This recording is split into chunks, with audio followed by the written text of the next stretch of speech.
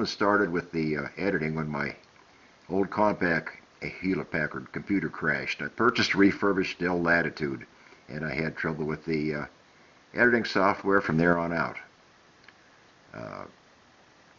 Before we get started, I downloaded all the newest video drivers, and I used Dell's troubleshooting software. It all shows up as passed. We're going to show those two screens here very shortly. There they are.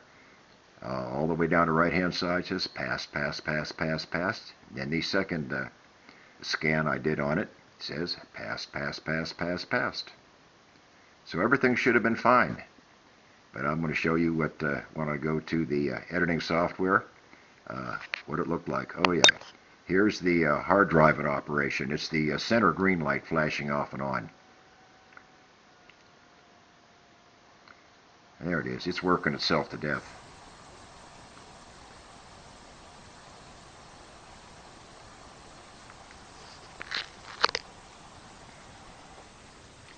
Okay, now we're going to start a short clip of my editing software trying to run what I needed to do to edit it. It just was impossible. Right now I'm down at the bottom right. I'm turning on the screen capture system, and then I'll go up and start the video editing software.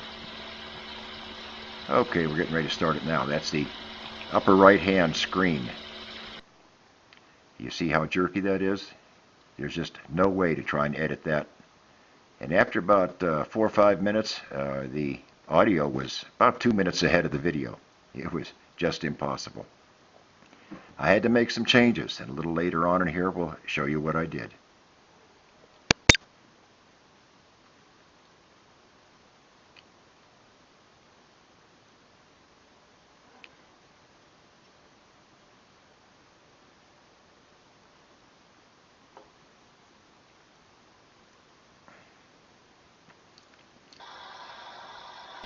Of the audio of this part, when I was doing all this editing, somehow or another I messed part of the audio up in this part. When I show you the, after I've made the changes to this computer, how the editing software is supposed to look, the audio is perfect in it. Okay, it froze up, and then after a couple minutes it restarted. At this point the audio is about 2 minutes ahead of the video, which makes it impossible to try and edit it.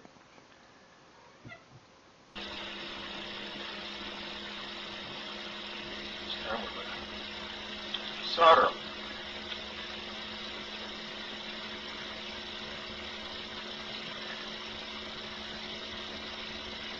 This was ground. Or my ground suit.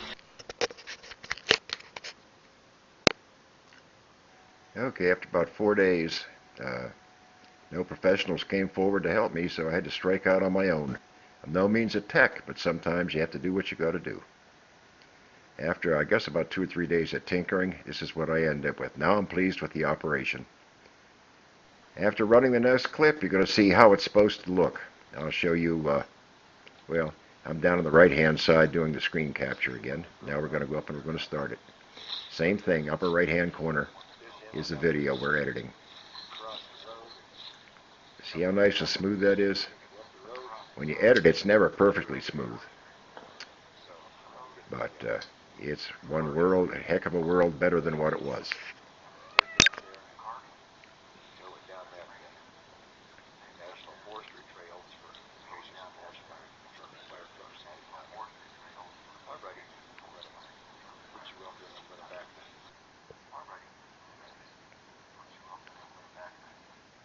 Okay, this is how I reset the video controller and the setup on it to make it work.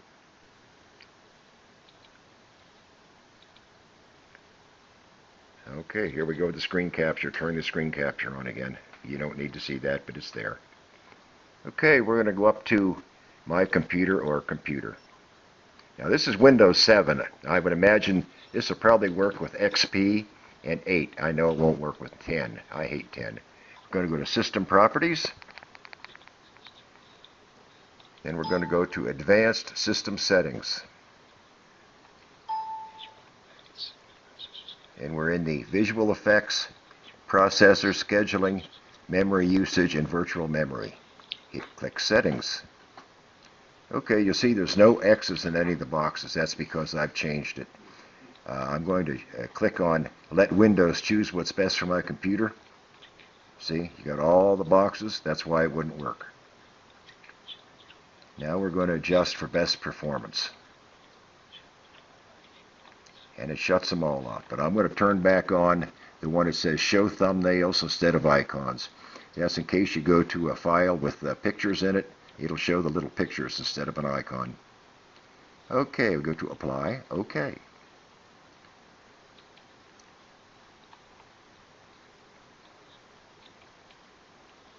Now we're going to go back up to advanced system settings again.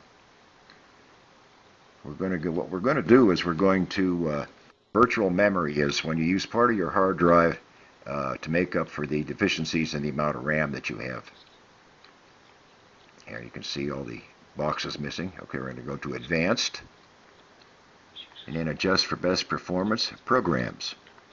A paging file is an area on the hard disk that Windows uses as if it were RAM. Okay, you see the minimum size I have there is 200, the maximum is 12,000. Those are megabytes. Or is it kilobyte? No, they're megabytes. Originally I think it was 70 and 700, so I raised it up quite a bit. Okay, we're going to go to OK. OK again. Everything is done that we did. Now we're going to shut everything down.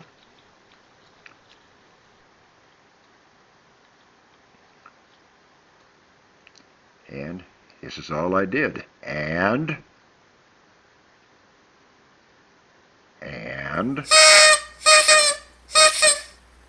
whoop-de-doo, it worked.